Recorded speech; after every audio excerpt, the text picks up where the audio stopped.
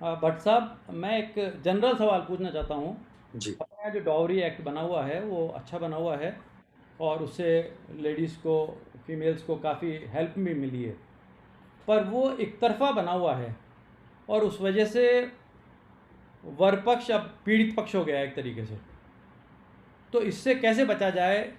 अगर मान लीजिए कोई भी, क्योंकि अब लड़कियां पढ़ी लिखी हो गई, होशियार हो गई, उनको सब अपना पक्ष मालूम हो गया, वकीलों से भी मिलने लगी हैं, तो वो सब चीज़ें होके और आखिरी मालूम पड़ता है कि जो वर और वर के जो फैमिली वाले हैं वो प्रताड़ित होने लगे हैं। तो हाउ टू कंट्रोल इट और how to safeguard it? Waqar साहब, बड़ा ही अच्छा सवाल है और महत्वपूर्ण सवाल भी है।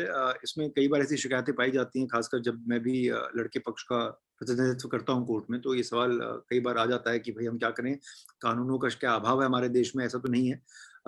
देखिए, जो डाउरी के लिए जो पूरा एक्ट भी बना और जो इसमें इंडियन पीनल कोड में, जिसको हम भारतीय दंड संहिता भी कहते हैं, उसमें भी जो 498 का सेक्शन है डाउरी हैरेसमेंट को लेके, ये कठोर कानून है। और इसकी जरूरत इसलिए पड़ी क्योंकि हमारे देश में अभी तक, और ये कहना गलत नहीं होगा, अभी तक महिलाओं को शोषण किया जाता है, उनका प्रताड़ित किया जाता है, और आज भी दहेज प्रथा हमारे देश में चल रही है। जब इन्फॉर्मेशन लोगों को मिलती है, और जैसे कि अभी हम पैंडेमिक में, इसी का दूसरी चीज आती है कि जब आप कहते हैं इन्फोडेमिक हो गया। इन्फोडेमिक मतलब इन्फॉर्मेशन का सैलाब।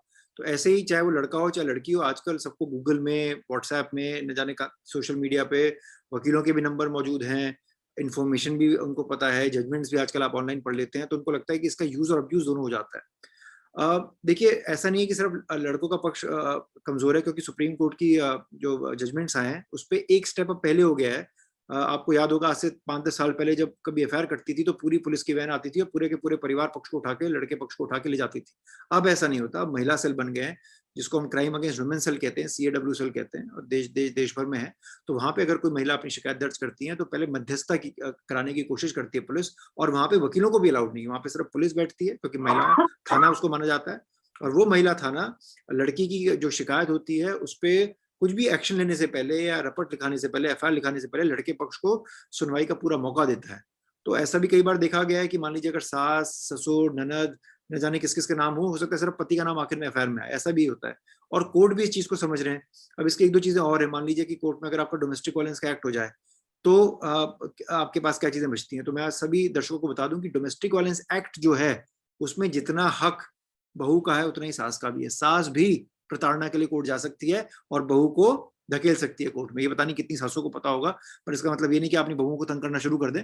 मैं सिर्फ आपको जानकारी के लिए ये चीजें कह रहा हूँ कि आपका भी डोमेस्टिक वायलेंस में हक बनता है। इसमें जजमेंट आ चुके हैं सुप्रीम कोर्ट के, हमारे दिल्ली हाई कोर्ट की बहुत जजमेंट है, जहां पे डोमेस्टिक वायलेंस का जो पूरा प्रोविजन है, जो उसका पूरा प्रोवाइजो है, वो ये कहता है कि ये एक्ट सिर्फ महिलाओं की सुरक्षा के लिए निर्धारित हुआ है।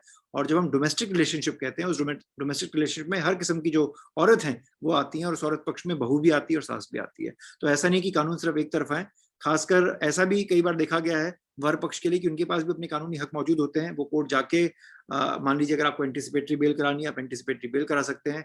अगर लड़की मान लीजिए अपना स्त्रीधन या आपके भी जेवर लेके वहां से फरार हो गई है, तो आप आईपीसी धारा 380 होती है, सेक्शन 380 उसको कहते हैं, theft at a dwelling house, आप उसकी भी रिपोर्ट दर्ज करा के लड़कियों पे भी आप एफआईआर लिखवा सकते हैं। अब वो अलग बात है कि हर जगह की पुलिस कितनी मुस्तैदी से आपकी मदद करेगी, वो पुलिस थाने के ऊपर और वहाँ के जो प्रभारी होते हैं, जो इन्वेस्टिगेटिंग ऑफिसर होते हैं, आईओ होते हैं, उनके ऊपर निर्भर करेगा। पर कानून में ये सारे हक लड़के पक्ष के लिए भी उपलब्ध हैं। जैसा कि मैंने बताया कि हमारी जो, जब हम वकालत पढ़ते हैं तो सबसे पहली जो बात कही जाती है कि ignorance of law is no excuse. मतलब अगर आपको कानून नहीं पता तो ये आप एज एन एक्सक्यूज नहीं ले सकते। तो ये मैंने आपको जो सारी बातें बताई, इसको अच्छा आप नोट कर लें।